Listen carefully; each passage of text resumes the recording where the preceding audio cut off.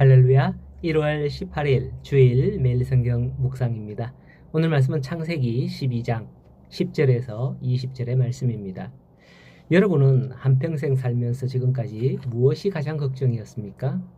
아마도 대부분의 사람들의 근원적인 걱정은 의식주에서 비롯되지 않나 생각됩니다. 물론 자녀 문제도 있고 이렇지만 말이죠. 각 나라에서도 보면 국민들의 생활을 안정시키기 위해서 가장 애쓰는 부분이 집값을 안정시키고 물가 상승을 억제시키는 것입니다. 물가가 치솟으면 생활이 더 어려워지니까요. 오늘 말씀에 기근이 나오는데 우리 인생 중에 가장 큰 기근 중에 하나가 일할 곳이 없는 게 우리 인생의 기근이 아닌가 싶어요. 기근은 말 그대로 땅에 가뭄이 들어서 소출이 없어지는 현상이듯 현대에서는 대부분 농사를 짓는 게 아니니까 어떤 직장이나 일터가 없어지므로 소득을 얻지 못한다면 그게 현대인에게 가장 큰 기근이 아닐까 생각이 됩니다. 이게 가장 큰 걱정일 거예요. 이러한 기근은 믿는 자에게도 찾아옵니다. 안 믿는 자들에게만 직장을 잃게 되는 게 아니죠. 이 기근이라는 것은 모든 사람에게 동일하게 찾아오는 거예요.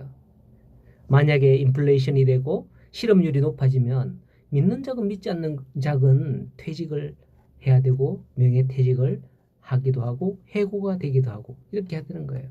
기근은 성도들이라고 해서 피해가는 것은 아닙니다. 그때 우리는 어떤 선택과 결단을 해야 할까요? 오늘 말씀을 통해서 아브라함의 처신을 생각해보고 어찌해야 할지 생각해 볼 수 있기를 바랍니다. 아브라함은 하나님의 부르심을 받고 고향과 아버지 집을 떠나 지금껏 오직 믿음과 순종으로 아버지의 뜻을 쫓아 행하며 가나안 땅에 이르게 되었습니다. 그러나 본문을 보면 아브라함은 계속되는 극심한 기근을 당하게 됩니다. 이러한 공경에 처하자 아브라함은 지금까지 섬겨오던 하나님을 잠시 멀리하고 인간적인 잔꾀로 위기를 극복하고자 하는 그런 모습을 보이고 맙니다. 그것은 바로 아브라함이 애굽으로 내려가기로 결정하는 것이죠. 여기에는 어떠한 하나님의 인도하시는 말씀도 없으셨는데도 말입니다. 이러한 아브라함의 태도는 세상적인 관점에서 볼 때 당연한 게 아니냐 이렇게 생각할 거예요. 그러나 아브라함은 하나님의 말씀을 따라 고향을 떠나서 친척 아비 집을 떠나서 여기까지 온 사람이기 때문에 이후에도 언제나 말씀을 따르는 게 맞는 거죠. 그러나 하나님은 이때 침묵하고 계셨던 겁니다. 왜 침묵하고 계셨을까요? 그것은 어쩌면 이때 아브라함이 어떻게 하나 해라 보려고 하나님이 기다릴 수도 있는 것 같습니다. 나중에 일입니다만은 아브라함에게 독자 이삭을 번제로 드리라 했을 때도 아브라함이 칼을 들어서 내려치는 그 순간까지 어떻게 하나 보고 계셨던 분이시거든요. 그땐 시험에 합격했지만은 지금은 어땠을까요? 기근이 일자 곧바로 자기 생각대로 행하는 것을 볼 수 있는 겁니다. 오늘 본문의 말씀에 하루 더 고민하고 걱정하고 이런 게 없어요. 그냥 곧바로 이렇게 하자 행하죠. 이처럼 하나님은 성도라 하는 구원받은 자에게도 이와 같은 시험을 하실 수 있습니다. 성도가 하나님의 말씀에서 떠날 때 실패할 수밖에 없고 어쩌면 이전보다도 더 큰 위기에 처할 수도 있습니다. 아브라함이 기근으로 말미암아 가기로 결정한 곳이 어디입니까? 애굽이에요. 우리가 학교 다닐 때 배웠듯이 애굽은 나일강이 흐르고 있어요. 나일강 삼각주 아시죠? 그 평야지대는 아주 유명한 세계적인 곡창지대입니다. 그래서 애굽은 이것 때문에 당시 세계를 제패하는 국가가 될 수 있었던 거예요.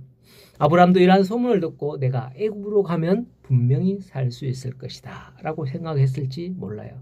하지만 11절에 그가 애굽에 가까이 이르렀을 때에 그의 아내 사레에게 말하되 내가 알기에 그대는 아리따운 여인이라. 애굽 사람이 그대를 볼 때에 이르기를 이는 그의 아내라 하여 나는 죽이고 그대는 살리리니 원하건대 그대는 나의 누이라 하라고 입을 맞춥니다. 서로 이제 입을 맞추죠. 참으로 우스꽝스러운 일이 아닐 수 없습니다. 지금 아브라함의 나이가 얼마쯤 되었죠? 고향을 떠날 때가 75세였다고 그랬습니다. 혹시 우리 교회 75세 되신 분 아시죠? 누구신고? 글쎄요. 사례는 그보다도 10살 아래였으니 65세였습니다. 가나안 땅에 몇 년 살았다고 치면 사례는 거의 70세 가까운 나이였을 거예요. 그런데 어떻다고요? 제가 여러분을 폄하하는 건 아니고요. 20, 30대도 아니고 70대 노인을 아리따다고 빼앗는다고? 여러분 생각은 어때요? 정말 상식적으로 이해가 가지 않지만은 뒤에 보니 실제 그런 일이 일어나거든요. 참 신기해요.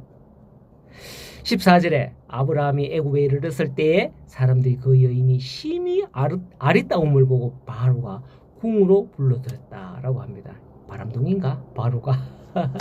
자, 어쨌든 이러한 사실은 하나님보다도 사람을 더 두려워하는 자의 비참한 결국을 잘 보여줍니다. 오늘날 성도들 가운데 하나님보다도 사람을 더 두려워하여 거짓을 말하며 심지어 신앙을 버리는 사람들도 있습니다. 그러나 그것은 일시적인 위기에서 벗어나게 해줄지는 모르지만은 끝내는 그 일로 인하여 씻을 수 없는 수치를 당하게 될 수도 있습니다. 그러므로 우리 성도들은 몸은 죽여도 영혼은 죽이지 못하는 자를 두려워하지 말라 하신 하나님의 말씀을 기억하고 따름으로 세상에서 담대하고 하나님의 말씀대로 담대하기를 소원합니다. 오늘도 우리가 가는 길에 모든 결정을 하나님의 뜻에 따르며 나아가는 성도님들 되시기를 간절히 소원합니다. 하나님의 뜻은 거룩한 주일에 교회로 발걸음하라는 거예요. 교회를 향해야지 세상으로 향하지 말라는 거죠. 오늘 주일인데 예배의 자리로 나오는 우리 복된 성도님들 다 되시기를 축원합니다. 오늘도 거룩한 주일 되시길 바랍니다.